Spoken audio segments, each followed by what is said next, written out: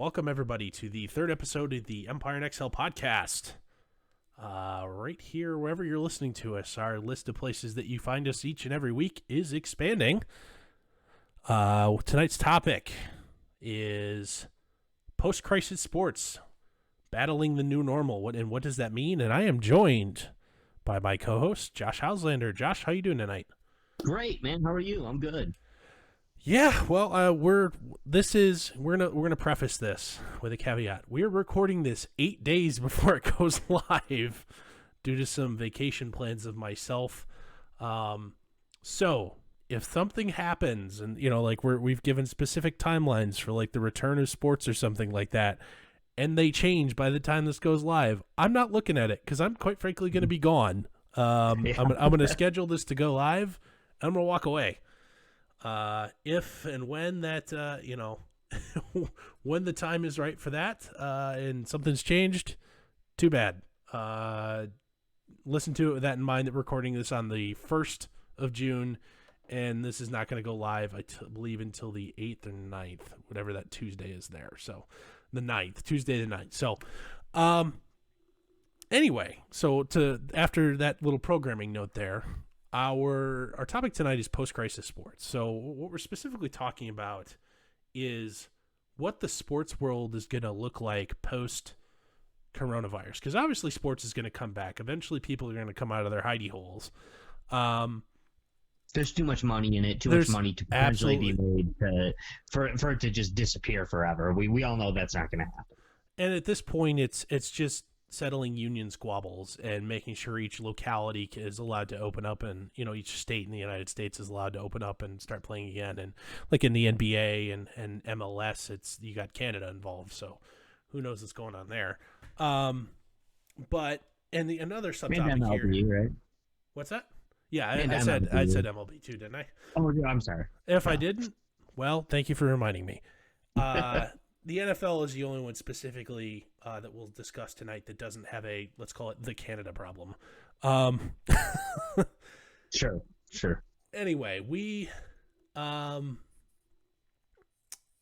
subtopic that we're going to cover during this is, as we're seeing, like, specifically the MLB Players Association and the owners are currently griping about, if we come back and play X number of games, this will be the prorated pay. Major League Baseball, let's actually start with this topic here. Sure. Major League Baseball and the Players Association have acknowledged that they will have a season this year. It's going to be shortened. There's various proposals being tossed out in the public. The last one I think I saw was the players offered a 110-game season schedule for a strict prorated pay. So whatever their per game rate was for 162 games, they get it, that per game for 110. The owner's initial salvo was exactly a half season at 81. I think it was actually 82 games, even number, so half plus one, for effectively what amounts, because it's a sliding scale of pay cuts. The average MLB player would make 80% less. But at the same time, there's a phenomenon that you see in every time there's a labor versus management dispute in the professional sporting world. The fans side with the owners. They take the side of the billionaire over the millionaire. They do. And quite frankly, if you're a critical thinker about sports at all, that's insane. Like, specifically this example, if you're Josh, I know you're in the contracting world. Yes. If you showed up to a customer's house and all of a sudden they cut the workload in half, that's understandable. You expect, after you some fixed cost variation and such, you should be able to do the work for roughly half the job, right? Or, half the money. In theory, yeah. In theory, roughly. I mean, you've got some fixed costs associated that have to be covered, and it's less work to spread it out over, yada, yada, et cetera, et cetera. But if you showed up to somebody's house, I know you're in roofing, to do the roof. Mm-hmm. And they said, all right, well, we're actually only going to do the shed today, and that was half the job. But I want to pay you 80% less. What's your response going to be? Yeah, it's going to go to hell. Absolutely. Yeah, no. But here is where one thing where it does change a little bit.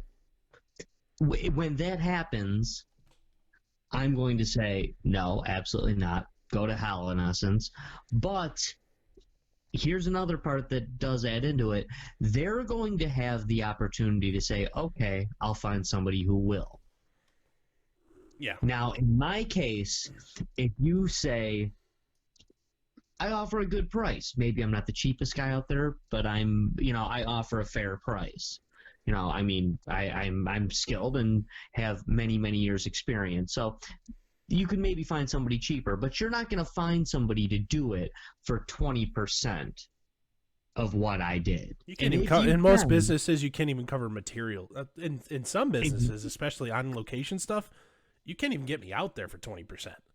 Exactly. I won't even show up. You can, I've actually had customers say this before when I know that they're bluffing in essence. I know they're not telling the truth. They say, "Oh, I got somebody who can do it for half that," and I know that can't possibly be true. So I say, if that's the case, by all means, hire them. If somebody came in at half this price, then jump on that right now and do it. So that's something that the pro players aren't doing, because truth is, in their case, they will find somebody who will do it. But nowhere near as well, because here's the thing that's different between the sports world and everyday life. The replacement level Joe is so much less talented than the guys that they have, because there's so much money involved. The amount of money spent on talent acquisition is such that if you are the elite of the elite of the elite in the sports world, they found you and they're paying you money already. Right. So the guys that are just below that tier, there is a huge gap. You look at the perfect example that you saw live in your face this year is the XFL. In reality, quarterback play is everything in football. How many good NFL or supreme quality quarterbacks are they really ever in a given year? Probably 20. The NFL's a 30-team league. You tried to start another 12-team league. You don't have the level of talent. There's so few guys on the planet that can do that job well enough to call themselves NFL quarterbacks that that there isn't. You're not just going to be able to go find somebody else, and that's true with baseball too. Especially with how good the revolution in pitching and stuff like that. You're not going to be able to find guys that can hit major league level baseball, just that aren't scabs. You're not going to be able to find scabs to do that. Sure. And those guys are employed and are also involved in the labor strife, or they're not worth it. Sure. Your quarterback example I think is great, because you're talking about the NFL is the premier league on planet Earth. Sure, there's other leagues out there, but you could the cream of the crop financially, believe it or not, internationally is probably Champions League level soccer, but the NFL ain't far behind. But it is certainly the cream of the crop in the Americas. It is, but I'm just saying that specific job of quarterback in the NFL, top tier pro level quarterback, guys you can win a Super Bowl with that's the 20 guy standard. There's like 3 that they can essentially win a Super Bowl by themselves, and there's 20 that you can win a Super Bowl with, and then there's 12 duds that happen to hold just be placeholders keeping seats warm for the next guy that they're going to take a shot with. So even counting the backups, you're talking about 75 to 125 people on planet Earth that have that job, that are employed at that specific job. That's incredible when you think about it. That few people are employed in that specific job, Yeah, and here's another thing. 96 dudes. Right, I'm sorry, no, it's only 30, right? 30 in the NFL? 32. 32, okay, 32. So, yeah, that's what I said originally. I don't know why I backtracked on that. So, 96, right? Counting your third stringer, you got 96. Most teams don't even carry a third-string quarterback anymore, right. So, let's be real. Let's put the number closer to, 70. Sure. No, it's an incredible number when you think about it. I like to use the NBA as an example with that too. That you have 12 guys on a team. 15, I mean, but either way. yeah, 12 to 15, but only 12 are actually on the team. 15 are, Yes, there is 15 given roster spots at any given time. Yeah. So that's less than 500 people on Earth that are employed as a NBA basketball player. right as a top tier level basketball player. It's incredible when you think about how many people play basketball. And here's another thing that the criticism strive to play basketball. The criticism that, let's call it, the common man gives the players is, you're getting paid millions of dollars to play a kid's game. No, I'm getting paid millions of dollars to entertain you in a business that takes home billions of dollars a year in revenue, where I am the only major cost. So, as collectively bargained, so the MLB specifically doesn't have a set share. The Players Association does not, in their collective bargaining agreement, have this specific revenue stream must be split, 50-50 or 47-53, yada, yada, et cetera, with the players, between players and ownership. They're the only sport that doesn't have that. And the reason that they don't have that is they're also the only major pro sport in the United States, or North America, let's call it, that doesn't have any sort of salary cap. Mm-hmm. So in exchange for the way the cap levels are set in like the NBA or the NFL is specific revenue streams are split 50-50. Those revenue streams are totaled up, and whatever half of it is what they have to be spent on players that season. So divide that by 32, that's your salary cap. Roughly speaking, I know I'm under-explaining this, but that's the general concept. Sure. Major League Baseball doesn't have that.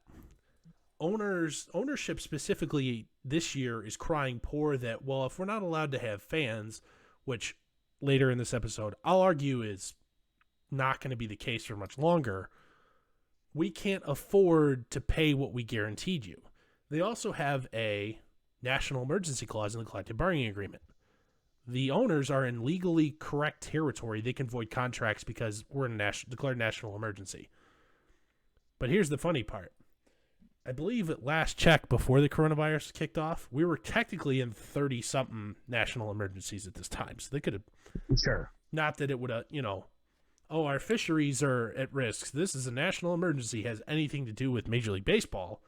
But you get my point.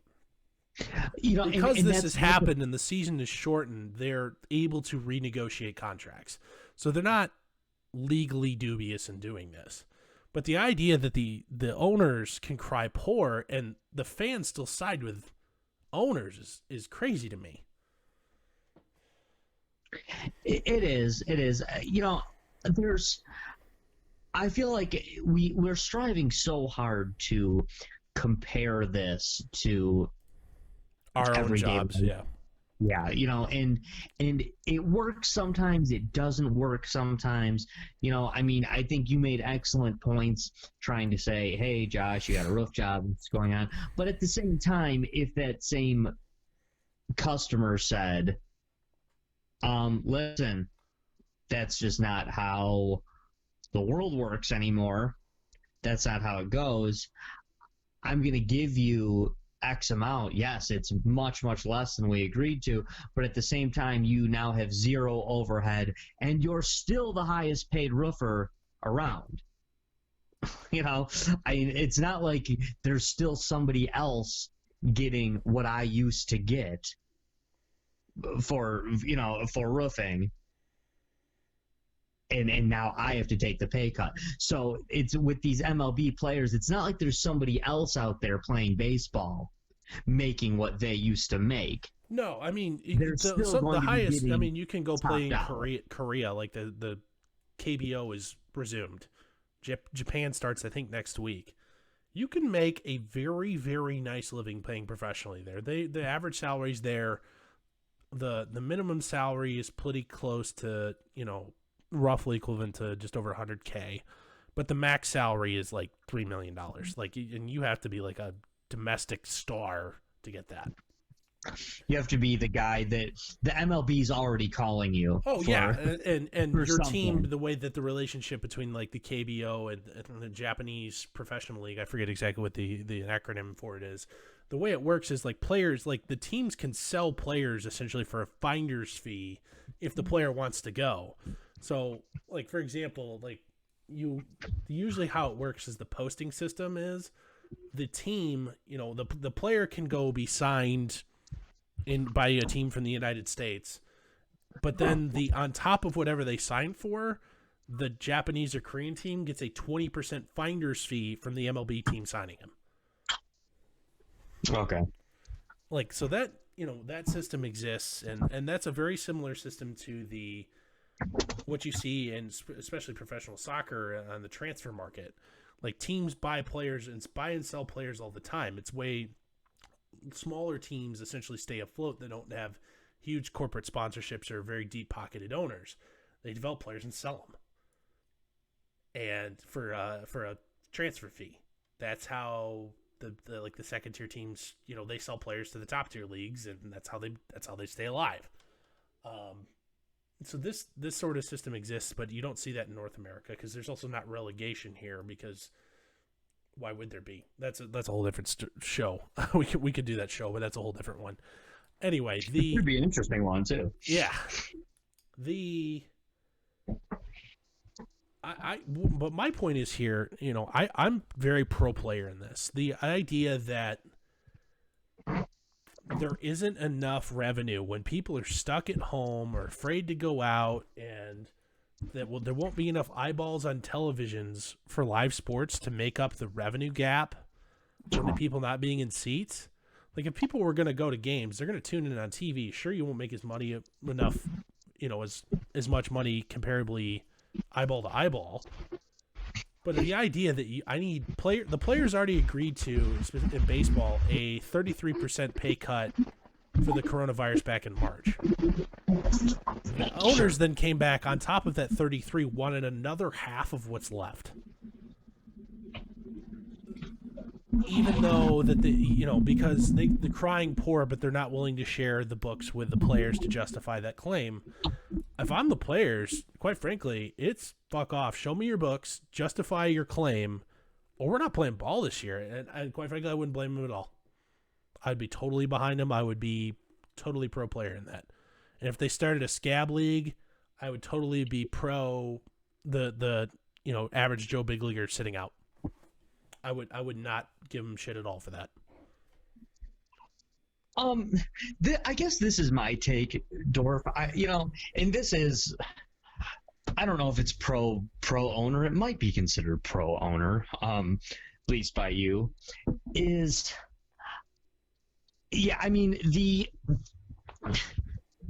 players are never going to receive sympathy from the fans by saying we're not getting paid enough. Because yes, it's true, they are all viewed as overpaid. They're, every member, maybe of men's professional sports is a member of the 1% in the United States. Right. Well, and from an annual income perspective, not a net wealth. And you can say that the fans are taking the owner's side, and there might be some truth to that, but another truth lying within there is that nobody likes the owners. I mean, we go against the players as fans, and I'm speaking for all fans here, not that I have any right to, but we go against the players because we love the players, right? We love them. That's That's what we're there to see. Jerseys. Yeah, we buy their jerseys, we root for them, we buy posters of them and hang them up on our walls. Our kids buy their shoes. Even as adults, we have stuff in our man caves in our basements that memorialize players that did something fantastic. Nobody, no matter how big of a Patriots fan you are, nobody has a Robert Kraft poster in their basement. I mean, that's not. Yeah, there is no shrine to Jerry Jones. I mean, he might have one that he made himself, but There's No one not. else I has mean, made one. even here in Detroit, where I am at and where you were originally from, I mean, we loved Mike Ilitch, owner of the Tigers and the Red Wings. He owned them both, but no, it's we have pictures of Miguel Cabrera and Steve Eiserman, and this is who we have up. We don't have things memorializing, Mike Ilitch in our homes. So that's where it varies. That's I feel like that's something that's worth note is that nobody likes the owners. So when we hear that the players aren't taking enough, or that God knows the owners are going to make their money. Well, we all hate the owners. The owners are jerks. The owners are money grubbing losers. We can't stand them. We don't like them. But the players, we can't feel sorry for them because yes, it's true they are getting paid to play a game at the end of the day, and that's what we just can't stand to wrap our heads around. And me as a fan, me as somebody who's watching it, I actually wouldn't care one bit. For me, to some may disagree with me, but it wouldn't bother me one bit if a player politely said, listen, I'm only getting 20%, of what I was making, or I'm only getting 40%. Listen, the old SpongeBob meme, that I'm gonna head out. I'm not interested. I'm already rich. For me, it wouldn't bother me if some player said, "Yeah, I've already done this. I'm good. I'm not gonna do that. I'm not gonna pay for that much. I'm worth more, but have fun with that." But they're kind of coming at it from this idea that no, you have to pay me more, and you're not allowed to pay somebody else instead of me. And I think that's where people have problems. I think there's more people out there who agree with me than some would realize that would be okay with a player saying, I'm not interested. I am too. I am too. Come talk to me when you're ready to pay what we both know I'm worth. We both agreed to me being worth. And I'm totally okay with that. And like the players have come back and countered with, we'll take a straight prorated amount, and I bet you what they'll eventually settle on, because there's too much money being made by everybody that it'll suck, especially for those guys at the bottom and just getting started in their careers. It's gonna suck, or the guys that have like 1 or 2 year careers and out, it'll suck for them. Yeah. Right. But there's still plenty of money. There's still lots of money to be made. That it'll probably be straight prorated minus like 10% or something like that. As a cost sharing method to get the game being played again. As you're starting to see, hell, even your state on the day here we're recording, you got some freedom of movement back. Congratulations, sir. We did, yeah. Herr Whitmer has given us our ability to. We're allowed to get together with even 100 people if we wanted to. So congratulations, you caught up to where we were 4 weeks ago here in the wonderful state of Indiana. Hey, it's great for me, Dorf, especially from a sports perspective. My family does a charity golf outing every single year for my uncle who passed away 12 years ago. We've done it every year, and with that order, as much as I can't stand the statism surrounding it all, and with that order, this means that our golf outing is back on 100%. So before we were just going to do it, and it was going to be probably just golf. We were going to golf, and hot dogs at the turn, and that's it. But now we're back in business. So this was great news today. Cool. But with that in mind, open air sports venues, which pretty much you can play everywhere, but I believe the Trop, if I remember, Tropicana Field in Tampa is the only one that doesn't have an open air option. I'm racking my brain now as I say that, and I'm sure I'm wrong, but every other one can be played with a roof off. If it's a dome stadium or a roof stadium, That roof be retractable everywhere but the Trop. Okay, even the Sky Dome. Yes, and at Rogers Center in Toronto has a retractable roof. Yep. Okay. They leave it open most of the summer, believe it or not. So, Do they? I don't yeah, know. just they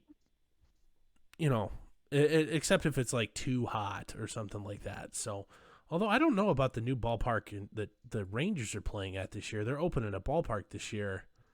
The old one was, but I knew they moved to another one specifically so they could get a roof of some kind because it was too hot for fans. Even though their old one is like 20 years old, and you never heard a fan complaining about that. But that's lame. That's a whole different show. We can do the building of sports stadiums with public dollars show later. Anyway, I'd love to do that show actually. Yeah, we'll put it on the list. We in open air scenarios, unless of course you're sharing like a snorkel with somebody or like licking their face. If someone's not directly hacking a lung up on you, your chances of getting coronavirus are like slim and none. Like in an outside venue. You just or getting any sort of respiratory something that's contracted respiratorily is just like slim to none. Like as this virus naturally progresses and gets less deadly over time, as we're seeing, like all viruses do. Right. The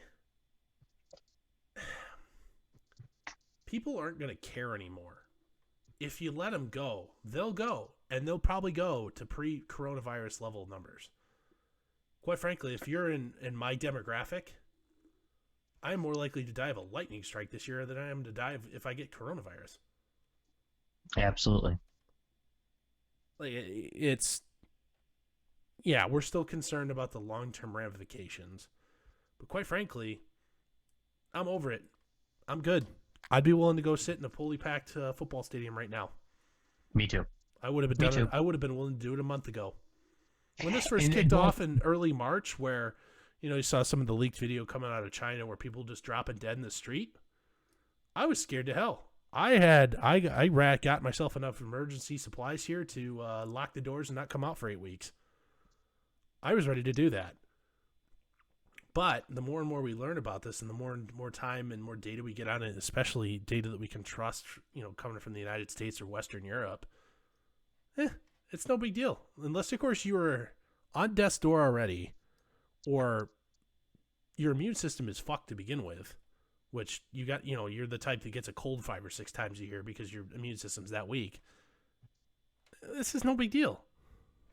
And those people, quite frankly, don't go to these types of events anyway because of that known risk to them. Sure.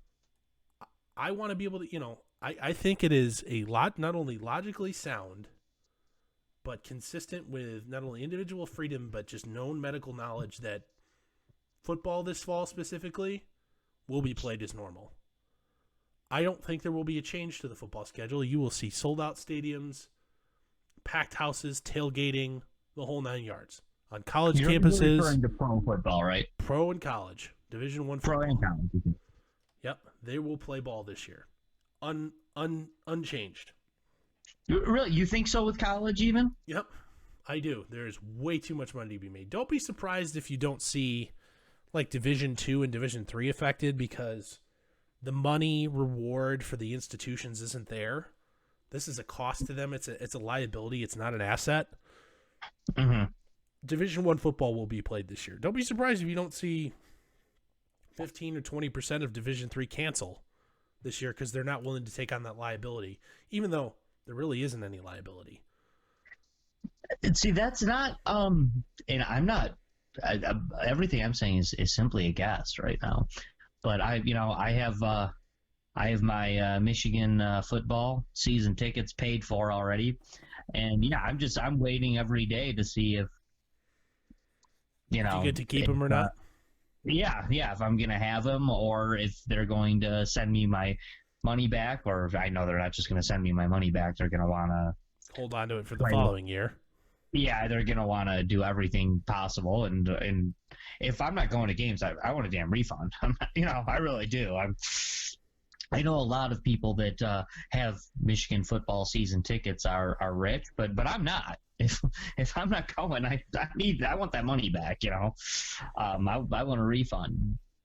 But it seems to me the consensus I'm getting from other season ticket holders is that we're thinking this isn't going to happen. But I hope you're right. I do. I hope you're right, and that it does end up happening.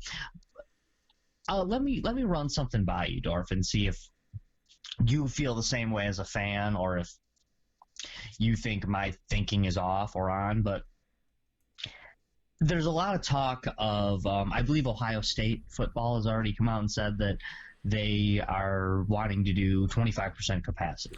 Well, it's not that they want to. Gene Smith, the athletic director there, has said we are running plans if we can only do 25. We've got a contingency plan ready. We've got a contingency plan if we can only do 50, 75, and 100% of Ohio Stadium's capacity.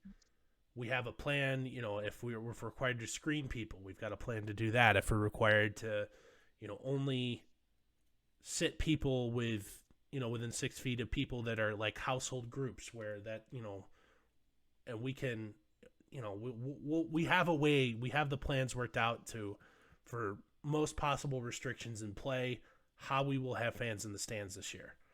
They've got that ready to go.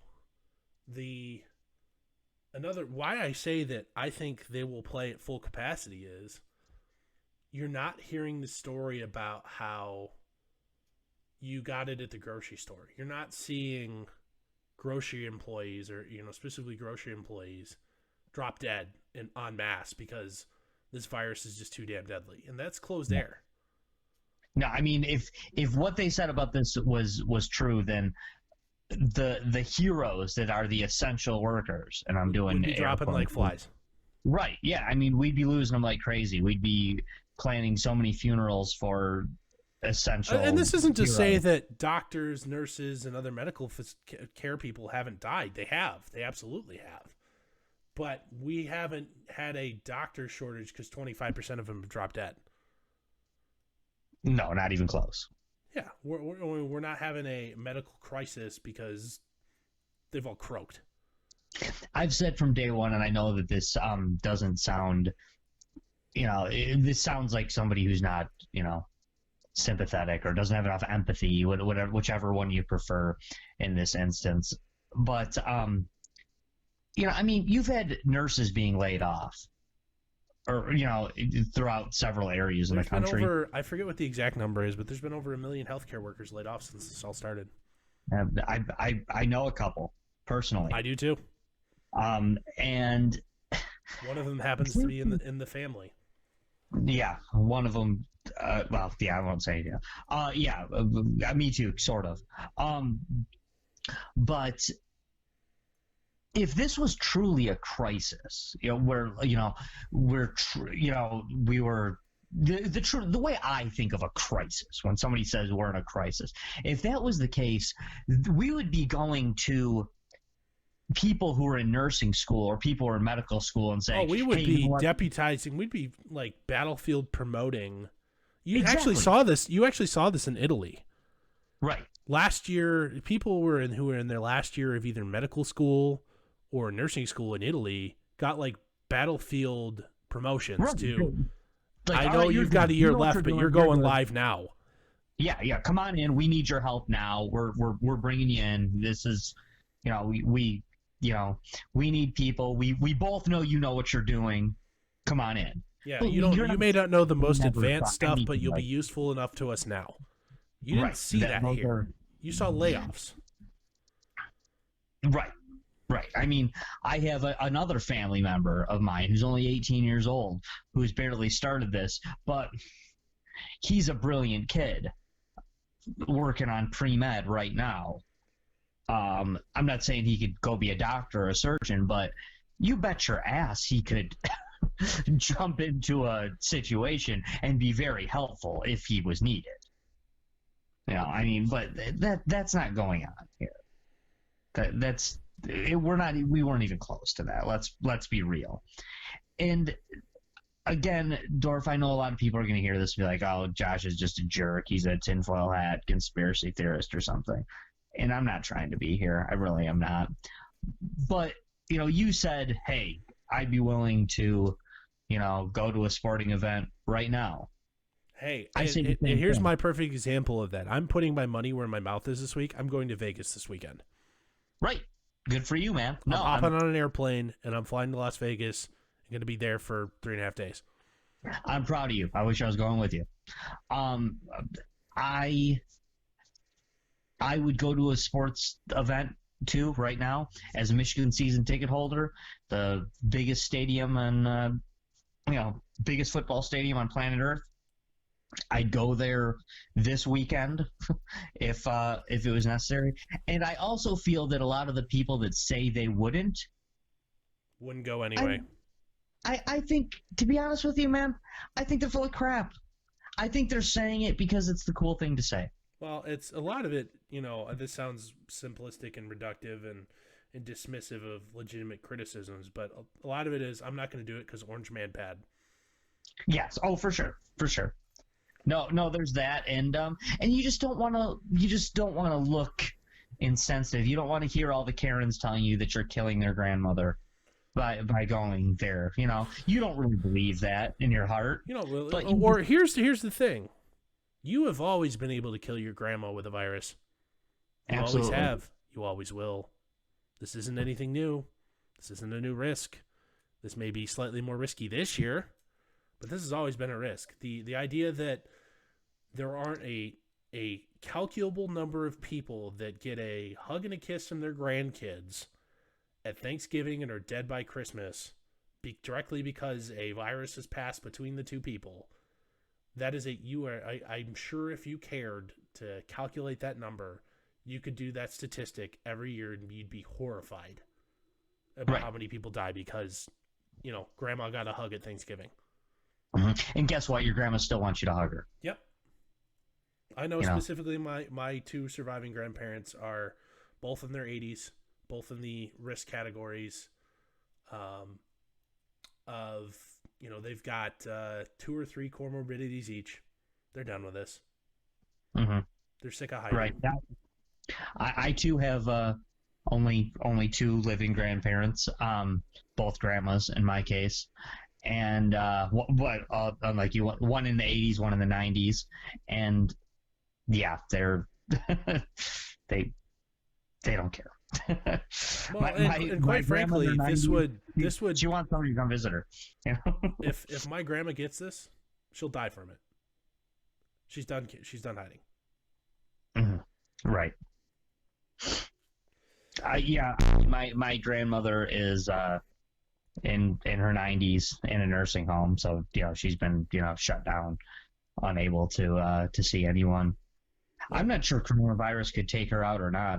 Is she one of those old ladies that is going to live to like 105 just out of spite, just to spite somebody? Perhaps well, let's put it this way. Her mom did. I was I know this isn't I don't mean to do radio for 2 here, but I was engaged to be married and my great grandma was still alive. Wow.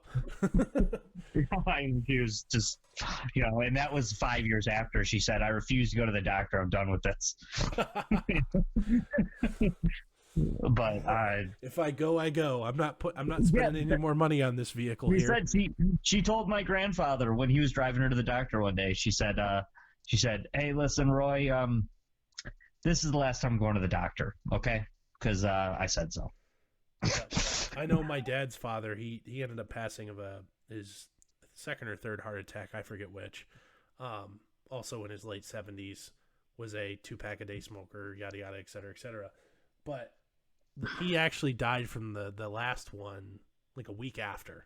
Yeah, he finally succumbed to the issue like a week after. And the first thing after waking up from the life-saving operation is, God damn it, why'd you let them do this again? And, yeah. I told you not to let them do this to me again. Well, we didn't get here fast enough, Dad. Sorry. Right. Right.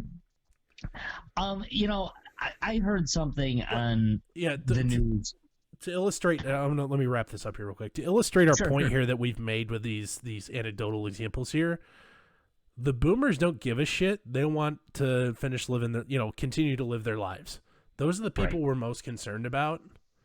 And, quite frankly, it's the concern trolling by a bunch of fragile millennials and Gen Xers who are, the hug box generation or the participation trophy generation. I unfortunately am a member of that group.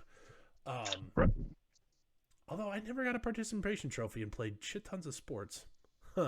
Anyway, you're at the beginning of the group, so I'm actually smack dab in the middle, believe it or not. Are you? Yeah. Yeah.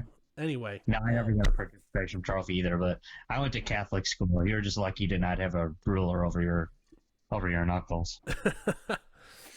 Anyway, the point we're trying to make here is the people that the Karens are concerned about don't give a shit. The ones that the Karens, largely speaking, won't, they may be sick for a couple weeks and it's going to suck, but they ain't going to die from it. So why are we doing all this in the first place? Especially as we know what scientists, sciences and data is repeatedly demonstrated about respiratory viruses. As they get more ubiquitous throughout the population, the less deadly they get, the less complicated they get. Right. Especially when it comes to fall sports. Like, we should be planning to go full steam ahead here. And I hope we do. And I hope people aren't fucking cowards. Or I can understand scared of the liability, because the last thing you want to do is a vulnerable, big-time colleges have such deep pockets, and pro sports have such deep pockets that they'll be fine. They're unsuable. Sure. But I hope that you don't see like a mid-major Division I school say, not worth liability. We don't want to risk somebody get infecting and dying, and we get contributory negligence lawsuit slapped on us. And God knows NCAA isn't going to help out. Yeah. Nobody else is going to come to our rescue here. It isn't worth the financial risk this year. Sorry, boys. Your season's canceled. Dorf, I'll be honest with you. That's the only reason, as a small business guy myself, that's the only reason we shut down. That our business, my family business, in essence, that we shut down during this. Because it's you and your dad, right? Willing to go, but we couldn't get covered by workman's comp. We couldn't cover our own workers, and when we had to tell people, like, listen, we want to just go to work. We want to go back to pounded nails here. Let's do this, but we have some dangerous work here, and if one of us gets hurt, workman's comp's going to say, well, you weren't supposed to be working. We're not covering it. So that was the issue we had, and that's I feel the pain of those, smaller programs who have to weigh that option to say, yes, we want the money, we want the revenue, but can we afford it if something goes wrong? Just saying that, as a small business guy myself. And I don't know what exactly you missed, but as a small business guy myself, that was the decision we had to make, and that's why we ended up shutting down, because we had guys who really just wanted to go to work and stay working, but we couldn't because we had issues with workman's comp and them saying, no, your workers aren't going to be covered if something happens because you're not supposed to be working right now. Your state's on a shutdown. They were going to use that to their advantage. So we had to say, well, this is a risk we can't afford to take, in essence. So I feel the pain of some of these smaller programs that want to say, well, we want to do it. We need the revenue. But if something bad happens, we can't afford that mistake. We can't afford to defend ourselves in a lawsuit. Right. We can't.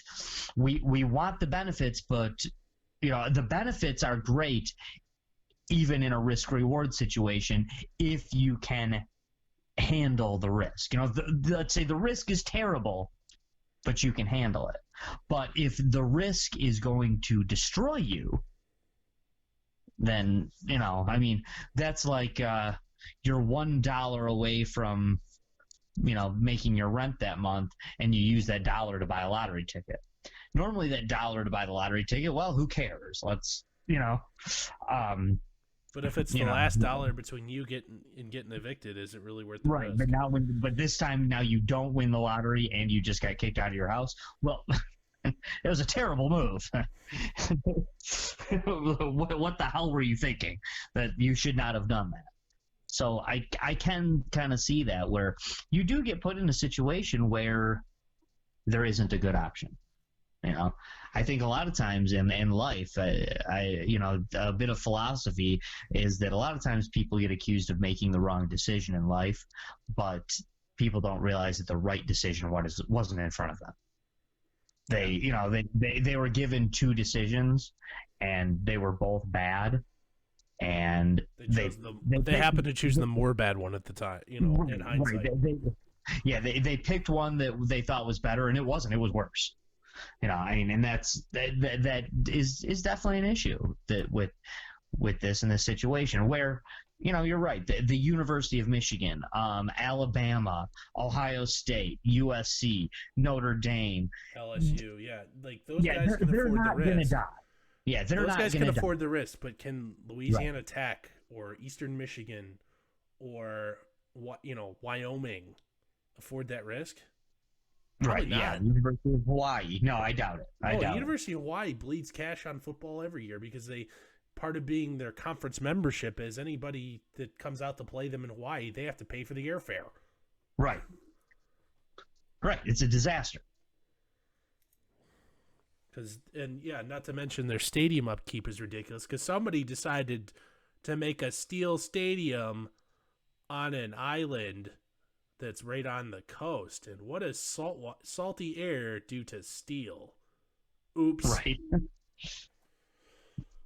Annual maintenance for Aloha Stadium is ridiculous. But anyway, that's once again another show. I think that's an example of another show that maybe we shouldn't have. Yeah. We've given several examples tonight of shows that we definitely should do and we'd love to do.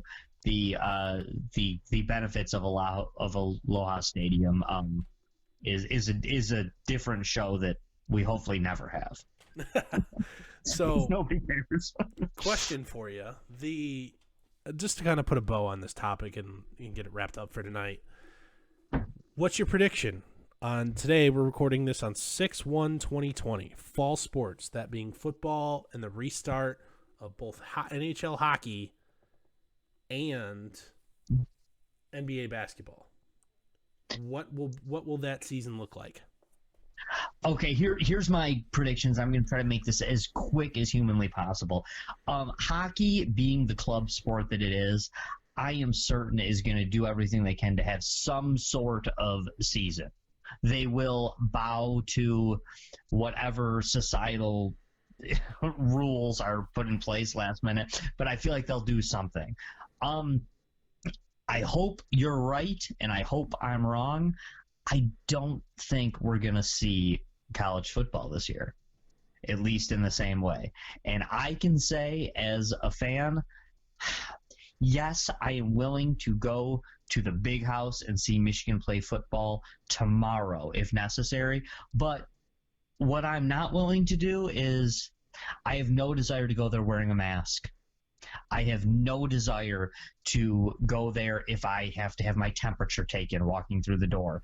And also, furthermore, if I can't be there with 110,000 of my closest friends, I'm not interested.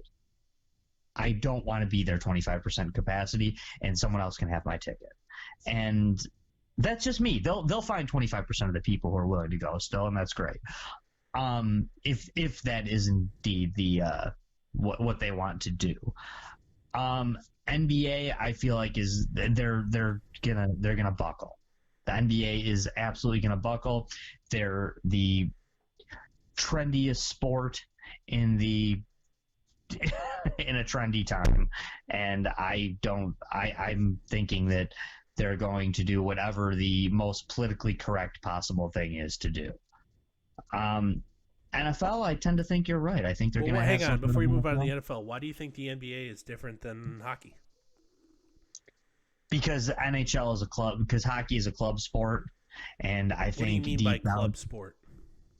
they are a very small level sport.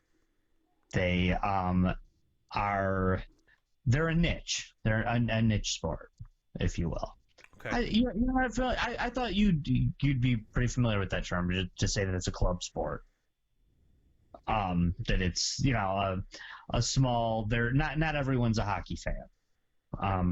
There's hockey. There's people who are truly hockey fanatics, and the gap between the hockey fanatics and people who don't care at all is, to me, is pretty wide. Where the other sports, they have their fanatics, the people that don't care at all, and then a whole wide range spectrum of people who care a little bit in between. Okay. Basketball, I think, is definitely an example of that. I know NBA and NHL get compared a lot, but I do think there is a big difference. And also, I mean, not to make it political, but NBA is kind of that, the breeding ground for the social justice warrior mindset, if you will. And the NHL is kind of that. I'm trying to avoid using the terms conservative and liberal, and I'm sorry, I'm Baseball is, failing. by the way, the ultimate conservative sport. There's a reason Right. you don't see a lot of baseball players getting political, is because like you probably, if you're even the milquetoast fence sitting or like a center left normie, you wouldn't like some of their thoughts specifically on taxation. And that's an open that's an open secret in baseball. No, I mean, if you're a news guy on CNN, yeah, you don't want to hear the opinion of your average baseball player. I definitely think you're right, but I think the NHL's kind of that in your face kind of. I mean, come on, how can you be the NHL and say, yeah, we're skating around on razor sharp things, checking each other into boards, we're scared of the coronavirus. NBA can sell that easily. They got touch fouls in the NBA. I mean, that's become a real sissy sport. Let's be real. So them being scared of the coronavirus makes perfect sense. So I guess that's that's where I'm at with the four sports anyway. But I could be wrong. These really are just guesses, Okay, so I'm going to go through mine here, and I think that'll put a bow on it. Almost in an hour. The NBA, Josh, I echo your prediction. The NBA will play, but there's a chance it's highly empty arenas, even at the places that sell out every night. You look at specifically with the NBA having, like, what, 3 teams in California? California is 4 teams in California. Sorry, geez. I forgot the Clippers. It's not even like, oh, you forgot the Sacramento Kings. No, I forgot the Clippers. Whoops. Anyway, the California as a legislative body, let's call it, is afraid of the dark. Afraid of the boogeyman, of the corona boogeyman. Their state universities have already said last month that there will be no in-person instruction in the fall. That is just like the most medically and like business illiterate decision that you can make that far in advance. You don't need to make that decision in April for September. That is just, if you want to tell your professors to prepare curriculum for full online instruction, by all means, go nuts. But the idea that in April we're going to announce no in-person instruction this fall, lol, okay. So the NBA, unfortunately, I think will make a unilateral decision regardless of local ordinances and severely limit ticket sales. They'll limit the number of people in arenas and dictate how they're spread out. Like maybe even to the point of removing seats, like physically taking them out, because they're wimps. The NHL, I think, due to the mirrored nature of a lot of shared stadiums of the NBA, will unfortunately have to follow suit. I don't think they should. I don't think any sort of mandatory masking or social distancing will be necessary at that time. But they'll do it because they're cowards. Right. The NFL has essentially, as a matter of policy, has said nothing, and is soldiering on and pretending like everything will be back to normal. They will do so unless, of course, forced by law. They will not require masks, but they're not going to prevent people from wearing them. Not that you would prevent people from, the ironic part of mandatory masking laws, in lots of places, there's mandatory, no, you're not allowed to conceal your identity in public. Right. Because anti-rioting laws. So that's a fun contradiction. Can't wait for that to some stuff like, oh, you weren't wearing a mask, you weren't, overturned in court because, well, I couldn't, sir. I was afraid of being arrested under these anti-riot laws. Did you know that by federal law, if you are a concealed weapons permit holder, you are not allowed to be wearing a mask? Is that if you have the permit or you're actively carrying? Actively carrying. Okay. Didn't know that. That's good to know as someone who's about to start doing that. Thank you for that tidbit. Right, it's something worth noting, but it's quite a catch-22 right now. Anyway, so the NFL will go on life as we know it. College campuses will, college football will be a state-by-state thing. Games will be played. Don't be surprised if some teams bow out, but your Power 5 conferences will play, with the exception of the teams located in California who have already said they're probably not going to, which don't be surprised if they change their mind on that relatively soon. As Sure. we saw, like in Los Angeles, like, oh yeah, you're going to be locked down at the end of July, as we saw last week. Just kidding. And Michigan, where no determinate date on lockdown. Oh, we're going to skip from phase 2 to phase 4 today. That happened today. Skip phase 3 entirely. That sort of behavior, I think you're going to see. That will go on. That the NFL, college football will be a state-by-state thing, whether there's people limitations or anything like that, or tailgating activities or something like that limited. We shouldn't underestimate government or corporations' ability to be reactionary, even when it doesn't make sense to do so.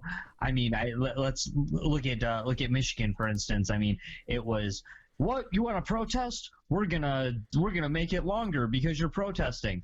Oh, now the protests are different and they turn violent. We need to get these people back in the bars. Yeah, right. I mean, let's be honest. That's very well what's going on right now. Yeah, and I know. Let's take a brief Radio for 2 segment here, specifically Michigan. I, as a 27-year resident of Michigan, and you're yourself as a, I believe, lifelong resident of the state, correct? Let's say that too, so we don't have to say how old I am. Yeah. You're old. Anyway, the way you get reelected to state level office in Michigan is to stay off the radar. Gretchen Whitmer is going to get not reelected for a second term as governor because she wouldn't let people buy seeds and get their fucking haircut. Not that she didn't deliver on her one campaign promise of fix the damn roads, because she wouldn't let people get their haircut. It's good enough. Right, wrong, or otherwise, that's gonna be she's gonna lose, and lose fucking hard. God, I hope you're right. I think you're right, and that's without even seeing who's gonna challenge her in 2 years. Nobody's really affected that I've seen has started really trying to campaign for that. It's a little early for a governor's race, but hot damn, man. Right. Well, and let's be honest, she played a percentage. She's trying to be vice president. Yep. I mean, that's what she did, and I don't think it's going to work for her, but that's what she was doing. Who we kidding? Stacey Abrams is going to be the vice president, which will nominate for Joe Biden. And who are we kidding? Oh yeah, brief side bet. If that, I bet you that's happening in the next couple weeks.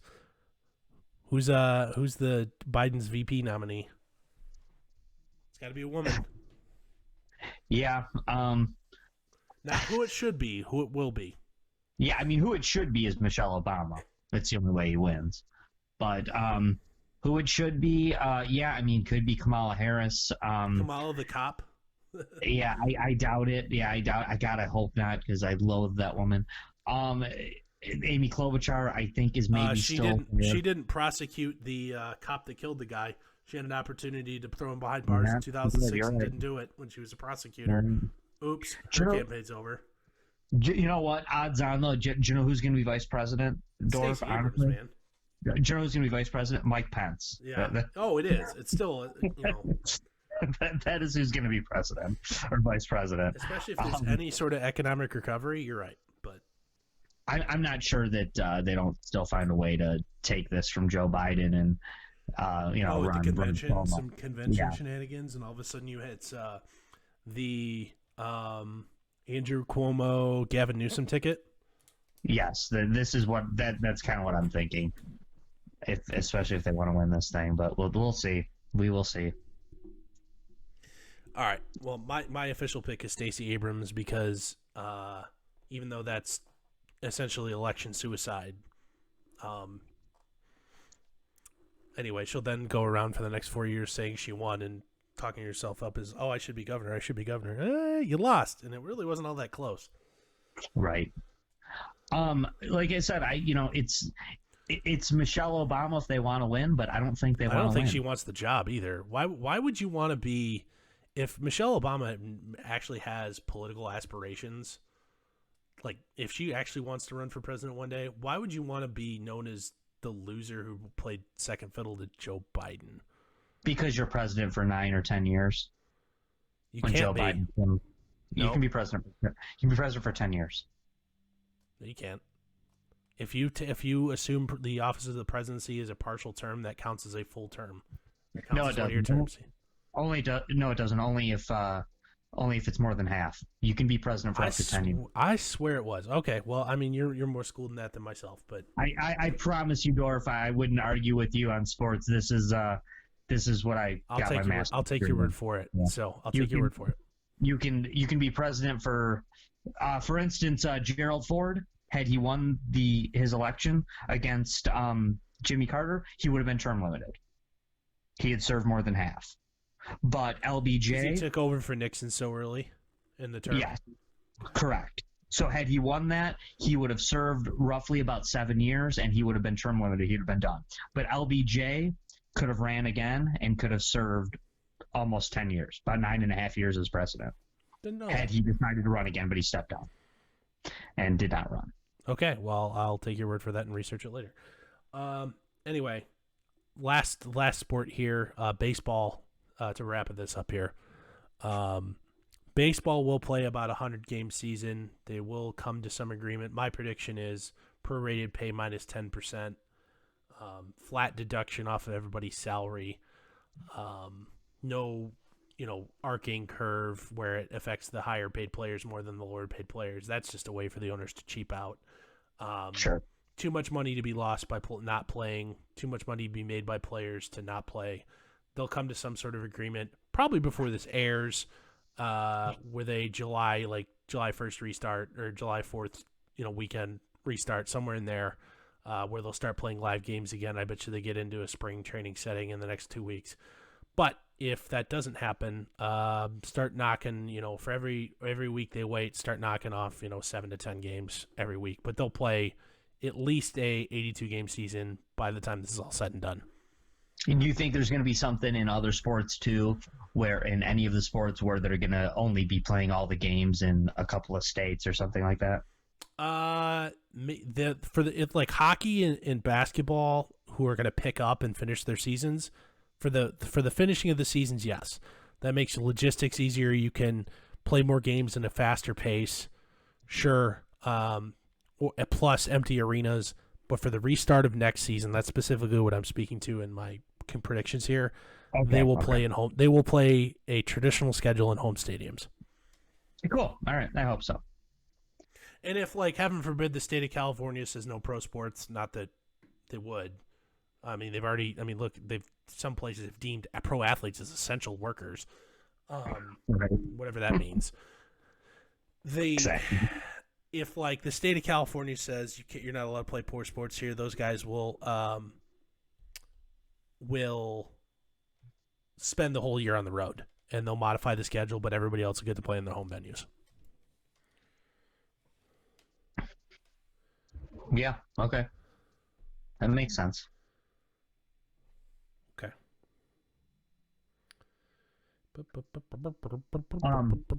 All right. Anything else, man? Yeah, I just want to say one more thing, Dorf. You know, I know that this is just the beginning of our new show here. You know, this is only episode 3 of our new show.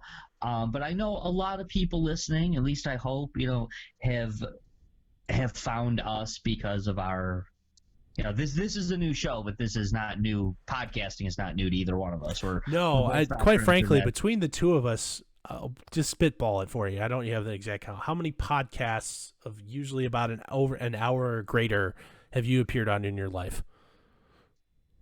Well, let's see. I mean, what's 52 times 10? Over 5. Let's just call it, with missing some weeks, 500. Because it's 520. But around 1,000. Around 1,000. I'm probably not far behind you. I know you've got a couple years on me here, but at one point we were doing 4 shows a week. Yeah. I'm probably in the 750 to 1,000 range without looking into an archive of somebody else we used to podcast with. I think to say 1,000 is a safe but low estimate for me. And video, audio, all that stuff. But what's strange enough is, you and I met at doing work for the EmpireMedia.com, and I didn't think I would ever do a sports podcast again. You used to do one. You did 250 episodes specifically of a sports-centric podcast. I did. And what's so ironic about this is here I am doing a sports podcast with the guy that took my job after I was fired. You didn't get fired. You got reallocated. Well, yes, perhaps, but I kind of got canned from the Majors Live at the Empire Media, and it is my co-host here, Dorf, who took my spot. Yeah, and ironically, so to speak where we first met, I was invited onto your show because I had just started writing for the website then. To defend an article I wrote saying that steroids were the best thing that ever happened to Major League Baseball. I still do believe that. But, wow. I mean, that was probably 8 or 9 years ago at this point. And here we are, 2020, doing our own thing here. So, absolutely. So, glad to be on board here, and it's cool. I'm reviewing my at the time when I said 1,000, I thought that was I didn't want to go over, but yeah, that's probably low, honestly, dude. With the amount of guest appearances you've made and other shows you've had with limited runs. Yeah, I bet you it's probably 1,250, 1,300, somewhere in there. All right. Well, looks like we just lost Josh, so I think that's just going to wrap it up here for the latest installment of the Empire in Excel podcast. We will be back next Tuesday. Anywhere you found us this time, you'll find us there again. So for Josh, who I just lost the connection with, I am Dorf. We'll talk to you all later.